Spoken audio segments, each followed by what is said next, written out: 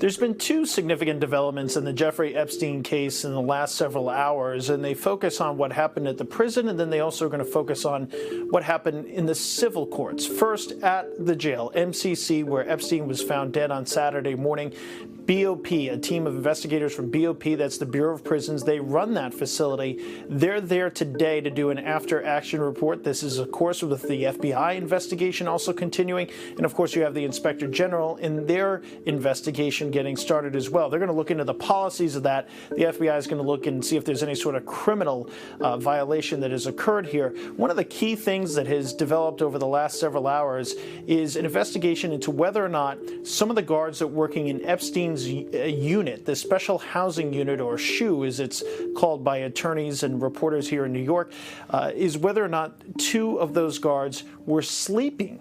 At the time, they were supposed to be doing checks and to check in on Epstein and other prisoners, and whether or not they doctored their logs, which would have detailed when they went around and did those checks. Now, we do know that two guards have been put on administrative leave. They've also reassigned the warden, which is typical in these type of cases when there's been a major incident at a Bureau of Prisons facility. So that takes care of the latest as far as his death.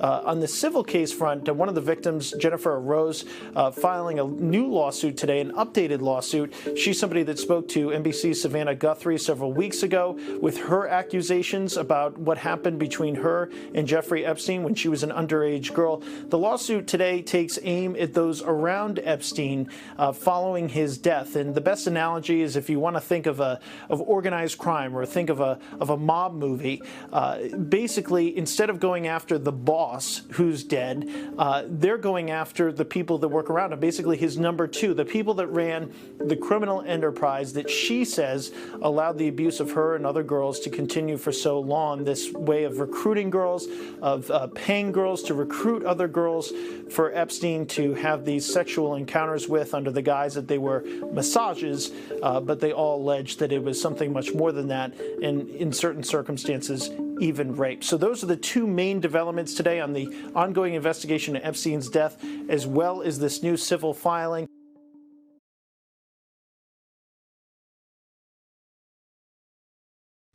Hey, NBC News viewers, thanks for checking out our YouTube channel. Subscribe by clicking on that button down here and click on any of the videos over here to watch the latest interviews, show highlights, and digital exclusives. Thanks for watching.